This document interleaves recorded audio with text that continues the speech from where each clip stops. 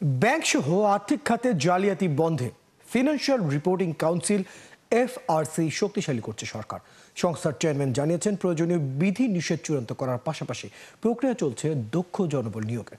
অপরাধ কমাতে এফআরসি আইন সংশোধন করে কোম্পানি মালিকদের শাস্তির আওতায় আনার পরামর্শ দিয়েছেন অংশীজনরা। রুহুল আমিনের রিপোর্ট।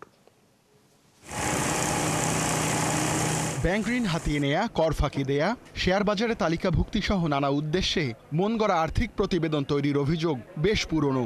অনেক কোম্পানি ব্যাংকে যে অডিট রিপোর্ট জমা দেয়, কর অফিসে তা দেয় না। আবার মালিকপক্ষ ডিভিডেন্ড নেয়ার জন্য তৈরি করে আরেক ধরনের রিপোর্ট। আর এসব জালিয়াতিতে সহযোগিতা করেন পেশাদার অডিটররাই।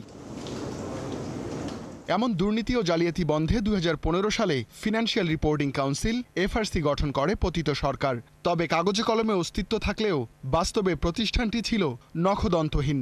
অন্তর্বর্তীকালীন সরকার দায়িত্ব নেয়ার পর আর্থিক খাতের একের পর এক অনিয়ম বেরিয়ে আসার প্রেক্ষাপটে এফআরসিকে শক্তিশালী করা হচ্ছে। গঠন করা হয়েছে অভিজ্ঞদের নিয়ে কাউন্সিল। এফআরসির মূল কাজ হলো যে আন্তর্জাতিক যে অ্যাকাউন্টিং স্ট্যান্ডার্ড আছে এবং অডিটিং স্ট্যান্ডার্ড আছে এবং ভ্যালুয়েশন স্ট্যান্ডার্ড আছে, কোড অফ ইথিক্স আছে অ্যাকাউন্টিং এবং অডিটিংয়ের ক্ষেত্রে।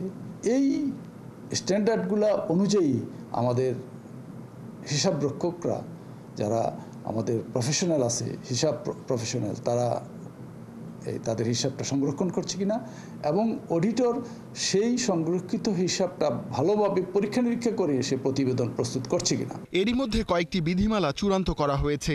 কাজ চলছে আরও কয়েকটির। সক্ষমতা বৃদ্ধির পাশাপাশি 2 ডজনের বেশি অডিট রিপোর্ট পরীক্ষা শুরু করেছে এফআরসি। আমরা আরএমএসের মধ্যে 2টা বিধি অলরেডি আমাদের সংশ্লিষ্ট অর্থ বিভাগে আমরা পাঠিয়েছি, তারা সেটি পরীক্ষা নিরীক্ষা করছেন। আরও 2টি বিধি কাজ চলছে। আমাদের নির্বাহী পরিচালক এনফোর্সমেন্ট, তিনি কঠোর পরিশ্রম করছেন। এদিকে অংশীজনেরা বলছেন, এফআরসি আইনেও কিছু সংশোধন দরকার। জালিয়াত অডিটরদের পাশাপাশি কোম্পানি পর্ষদকেও জবাবদিহি করতে হবে। এছাড়া সংশ্লিষ্ট সব পেশাজীবীর কাজেরও নির্দিষ্ট সংজ্ঞায়ন দরকার। রিসেন্টলি আপনারা শুনেছেন যে অডিট প্র্যাকটিস নিয়ে আইসিএমএবি একটা মুখোমুখি সিচুয়েশনে চলেছে। তো এইটার একটা আমরা মনে করি এটা ক্লিয়ার করা আছে লতে এবং ইন্টারন্যাশনালি, বাট এটা হয়তো আরেকটু ইলাবোরেট করে অডিট যার কাজ যেটা সেখানে আমাদের থাকতে হবে। কাউন্সিল যেটা বলছে, কাউন্সিল কম্পোজিশনটা আমরা মনে করি এখানেও কিছু হয়তো চেঞ্জ আসবে, যেটা আমাদের চেয়ারম্যান সাহেবও কিছুটা হয়তো উনি দেখছেন এটার উপরে। আমার মনে হয় এখানে আমাদের আরও কিছু এক্সটার্নাল অডিট প্র্যাকটিস প্রফেশনাল কেনা। আইন অনুযায়ী এফআরসি একটি স্বায়ত্তশাসিত নিয়ন্ত্রক প্রতিষ্ঠান। তবে এর যাবতীয় কাজ হয় অর্থ মন্ত্রণালয়ের মাধ্যমে।